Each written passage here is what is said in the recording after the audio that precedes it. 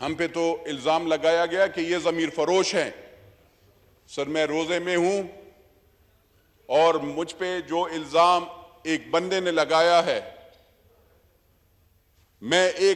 खाली एक कसम खाता हूं और उसके बाद अगर किसी को भी यकीन नहीं हो, क्योंकि ये मेरे बच्चों को भी ये कहते हैं कि बच्चों को भी, मैं नूर आलम खान वल्द मोहम्मद अशरफ खान,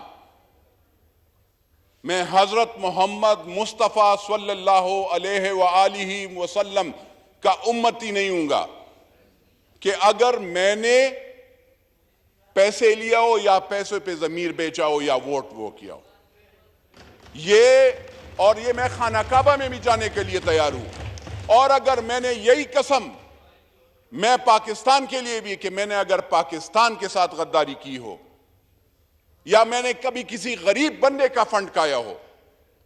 या मैंने कोई इससे फायदा लिया हो इस सीट से, ये जो जो जो जो सर ये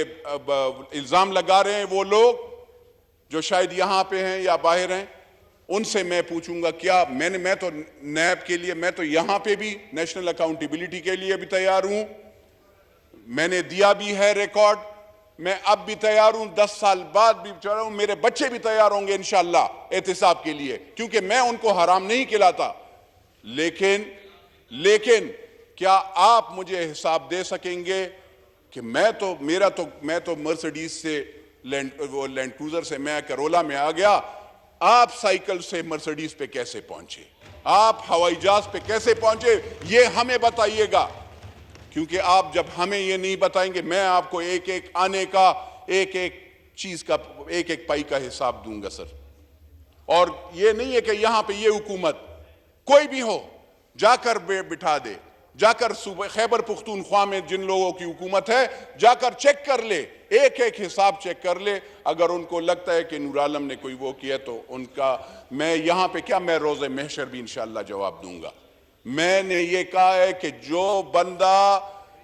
गरीब का माल खाए, पाकिस्तान के साथ धोखा करे, वो हुजूर सल्लल्लाहु अलैहि वसल्लम का उम्मती नहीं है। 2 बंदों को लड़ाए, वो भी हुजूर सल्लल्लाहु अलैहि वसल्लम का उम्मती नहीं है। तो ये आप सर यहाँ पे बदकिस्मती से जो गलत बयानियां दिया जा रहा है हमारे बच्चों को, मुझे सर यानी माँ बहन बेटियां, कोई कहता है ये इनके बेटियों से शादी कोई नहीं करेगा, बेटों से शादी नहीं करेगा। अब ये सर, अब शादियां और बेटे, इन लोगों से हमें सर्टिफिकेट लेना पड़ेगा। क्या हम रिश्ते इनसे पूछकर करेंगे? क्या हमारी जो शादियां हुई है या हमारे वालिदैन के, वो इन लोगों की सर्टिफिकेट से हुई है? इनको ये पता नहीं है। और सर अगर ऐसे,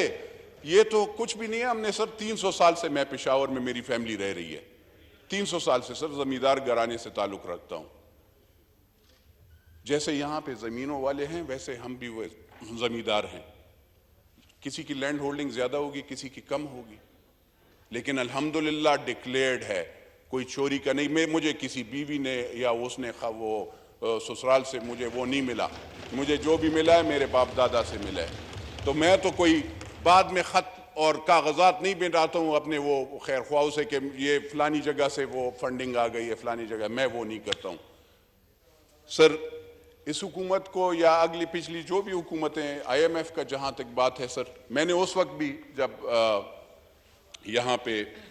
उस तरफ मैं बैठता था हुकूमत की साइड पे, मैंने वहाँ पे उस वक्त के वजीर आज़म को कहा था कि IMF के साथ जो आप डील कर रहे हैं, ये एक चीज़, ये क्लॉज पे मेरा तहफ़्फ़ुज़ात है। और मैं आज यहाँ पे फिर कौमी असम्बली के इसी फोरम पे, इसी उस पे, कि जो स्टेट बैंक के आप रिकॉर्ड, यानी आप अपने डिफेंस के जो अकाउंट्स हैं वो आप IMF को देंगे, वो अच्छी बात नहीं है। ये निगोशिएशंस में कोई भी मुल्क, अमेरिका CIA के अकाउंट्स दूसरे मुल्क को नहीं देता, इंडिया रॉ का नहीं देता, इजराइल मूसाद का नहीं देता, तो पाकिस्तान अपने डिफेंस यानी मिलिट्री की या ISI की या मिलिट्री इंटेलिजेंस के अकाउंट्स क्यों बाहर ममालिक को दे? तो सर जो भी हुकूमत रही, अगर आप फिर IMF से बात करना चाहते हैं तो मेरी ये रिक्वेस्ट होगी इस हुकूमत से कि आप जो हैं इस वाले क्लॉज पे जो पिछली हुकूमत ने किया है IMF के साथ अपने डिफेंस के अकाउंट्स जो शेयर करने का स्टेट बैंक को देंगे, क्योंकि स्टेट बैंक पे गवर्नर भी उनका बंदा बैठा है, तो पहले आप वो बंदा बिठाएंगे जो पाकिस्तानी है। ये IMF में ये बहुत जरूरी है, क्योंकि आप अपने चीजें हर एक अपना नेशनल इंटरेस्ट को वॉच करता है, तो अगर हमने अपने नेशनल इंटरेस्ट को वॉच नहीं किया तो फिर सही नहीं होगा। सर, करप्शन की केसेस की बात है तो सर मैंने उस वक्त भी कहा था कि ECL में नाम डाल लें, और जो भी हुकूमत हो उसका ज्वाइनिंग से पहले कोई भी वजीर MNA उनका सही उनके देख लें कि उन्होंने क्या बनाया है और क्या जब ख़त्म हो रहे हैं तो उन्होंने क्या किस तरीके से वो, तो अकाउंटेबिलिटी प्रॉपर होनी चाहिए, उनका नाम एग्जिट कंट्रोल लिस्ट पे डालना चाहिए, पिछले वालों का भी। और मैं अभी भी ये भी कह रहा हूं कि अगर इन्होंने भी, क्योंकि इनका भी वो हो कि कल जो वजीर बन रहे हैं इनका पहले इसे नाम ले लें, डाल लें, कल ऐसे नहीं हो जैसे वजीर जल्दी रातों रात गायब हो जाते हैं और भागते हैं, कभी कोई पेशावर से भाग रहा है, कोई लाहौर से भाग रहा है, कोई कराची से भाग रहा है। इस तरीके से नहीं होने चाहिए। जिन्होंने करप्शन की होती है वो कार्टेल्स, शुगर कार्टेल हो, IPPs हो, सरिया वाला हो, उन सबको आपने, और या सीमेंट वाला, उन सबको आपने पकड़ना है। ये नहीं है सर कि आप लोगों ने उनको कि मेरी दोस्ताना है, वो मेरे रिश्तेदार है, वो मेरा वो है, उसको अगर आप छोड़ेंगे तो ये ज्यादती होगी। सर मैं ये सर इसलिए वो बातें कुछ बहुत ज़रूरी ये थी, चीनी, घी, आटा, सर ये हुकूमत से मेरा ये दरख्वास्त होगी। ख्वाजा साहब बैठे हैं, स्पीकर साहब आप भी बैठे हैं, आप स्पीकर साहब रूलिंग इस पे दें कि यूटिलिटी स्टोर्स पे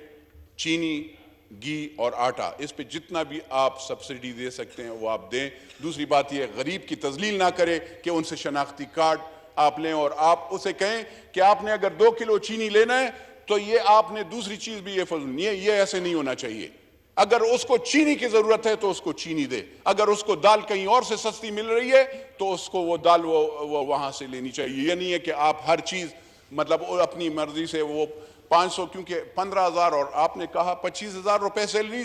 गरीब बंदा सर 15,000 गांव में 15,000 से ज्यादा सैलरी नहीं लेता, 15 से 16,000 सैलरी है सर। उसमें वो आटा ले 1400 का 20 किलो का तोड़ा ले, या वो 470 रुपए की किलो का घी ले, या वो 120 रुपए की चीनी ले, या वो दवाई ले, वो कहां पे वो पूरा कर सकता है सर? अगर आप उसका ख्याल नहीं करेंगे तो मैं आपको बताऊं सर, हम तो और कुछ तो नहीं कर रहे, ऑपोजिशन में हैं, लेकिन ये एक बात बता दूं सर, अगर कोई ये सोचता है कि ये जी इन्होंने इनको सपोर्ट किया, हमने ना हुकूमत को सपोर्ट किया है ना हमने इनको वोट दिया है।